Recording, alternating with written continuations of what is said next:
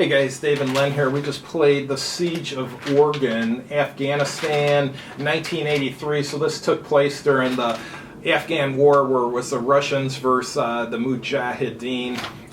It's a Ziploc game. It costs $32, and at first when I bought it, I thought I was paying too much for it. $32 seemed high, but after playing it, it's good enough that I'm okay with the price. But essentially what's going on is the Mujahideen have to take the Orgun area, basically, and the DRA, who are the Afghans there, they're set up often with minefields and stuff, so it's not easy to knock them out of the areas they're in and stuff. But the Mujahideen have two tricks. The first is a raid.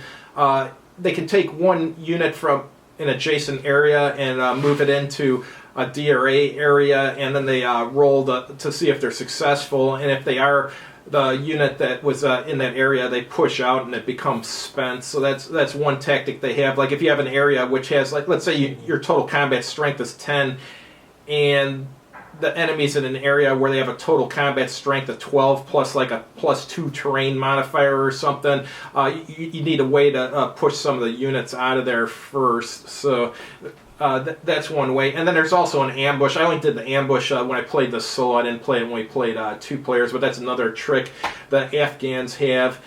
There's cards in this game too, and you can get reinforcements. Also, cards can help with combat.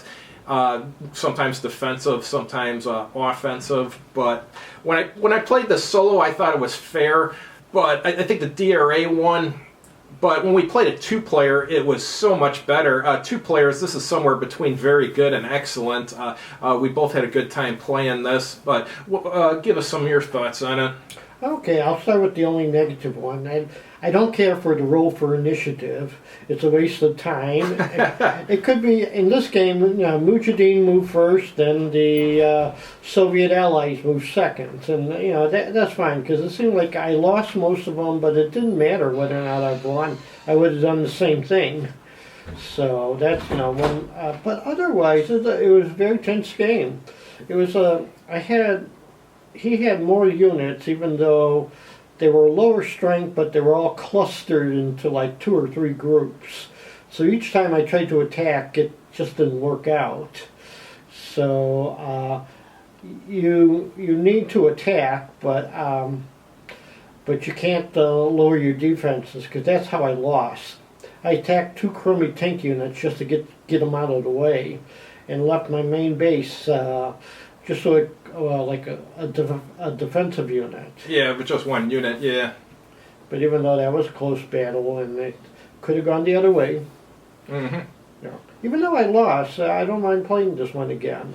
Yeah, this one isn't bad at all. 2 players. 1 player, I have no interest in playing this 1 player again, because it's just fair when you play it solo, playing both sides by yourself. But with 2 players, like I said, somewhere between very good and excellent. So, and that's not bad for a $32 Ziploc game. That's about as good as a Ziploc game can get, is somewhere between very good and excellent. And in most cases, don't get me wrong, there's probably some case out there where someone comes out with a Ziploc game and it would be just the best game you ever played in your life. But compared to other Ziploc games, this is better than the vast majority of them.